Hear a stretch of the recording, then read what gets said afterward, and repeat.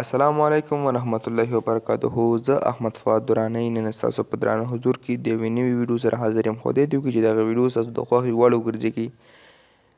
زموږ نننۍ موضوع چې ده موږ څنګه کولی شو چې په ټیک ټاک اپلیکیشن کې ځان ته اکاونټ جوړه کړو. نو که چیرې تاسو زموږ چینل سبسکرایب کړی نه وي نو زموږ چینل سبسکرایب کړئ او لایک شیر کومنټ هم کړئ تر څو زموږ د نورو ویډیوګانو څخه تاسو برخمن شئ. نو که دوستانو که چیرې تاسو سره د ټیک ټاک اپلیکیشن نه وي نو تاسو کولی شئ چې د پلی سټور په اپلیکیشن کې کلیک وکړئ او دغلته به ولیکئ په دې سرچ بار کې ټیک ټاک. مثلا دغلته ما ولیکل ټیک ټاک. نو دلته څخه وروسته دلته به یو نوی انټرفیس به تاسو ته کولی شو. دغه د ټیک ټاک یې موږ سره واخیستو.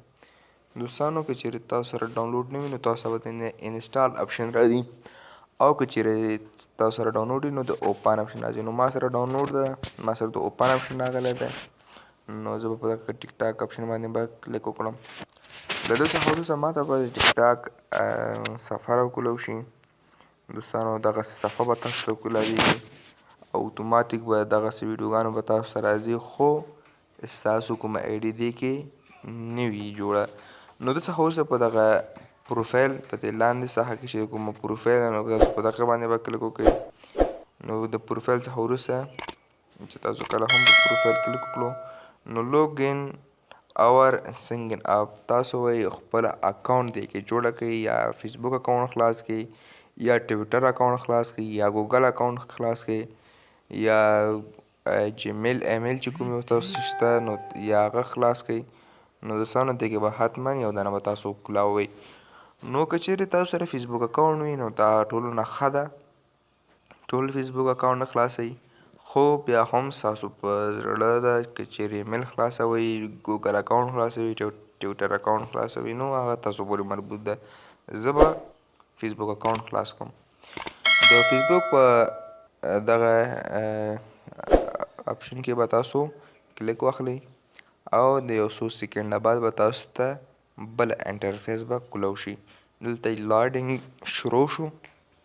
له لاډینګ څخه وروسته دلته ده مثلا دلته تاسو ته خپله آی ډي ښیي چې دغه کوچنی رئیس په نام باندې زما آی ډي ده کوچنی رئیس او دغه آی ډي تاسو غواړئ چې په ټیک ټاک کې کنټینیو شي یا خلاص شي او زه به که چیرې نه غواړئ نو دلته به کینسل اپشن به کلیک وکړئ. نو زه غواړم چې زما دغه ټیک ټاک آی ډي چې ده زما د فیسبوک آی ډي سره وصل شي یا خلاص شي. د هغه څخه وروسته ما ته چې ده د فیسبوک په آی ډي باندې خلاص شو. دوستانو اوس به تاسو ته بیرته په دغه صفحه لږ څو دقیقو بعد څخه به بله صفحه تاسو ته به راشي او ستاسو آی ډي به ستاسو ټیک ټاک آی ډي به جوړه شي.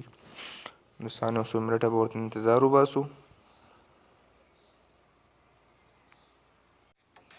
نو تاسو ګورئ دوستانو چې دغه ما سره آی ډي خلاصه شو او یو څو طریقې هم زه تاسو په آی ډي کې ښیم.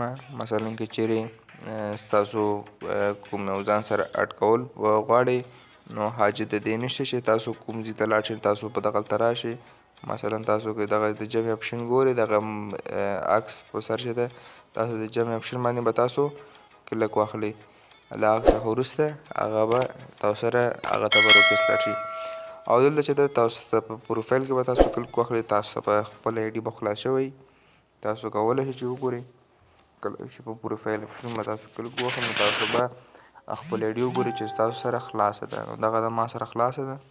دوستانو دلته که چیرې بل نوم ورکوئ بل نوم هم ورکولی شئ او دلته چې ده به خپله آی ډي یا خپل اکاونټ په منظم ډول تاسو استعمالولی شئ. نو که دغه ویډیو ستاسو خوښ وي نو دغه ویډیو ځان سره لازمي لایک شیر کړئ تر څو د نورو ویډیوګانو څخه تاسو هم باخبر شئ. نو په لوی بخښونکي الله تعالی هم سپارم. خدای په امان.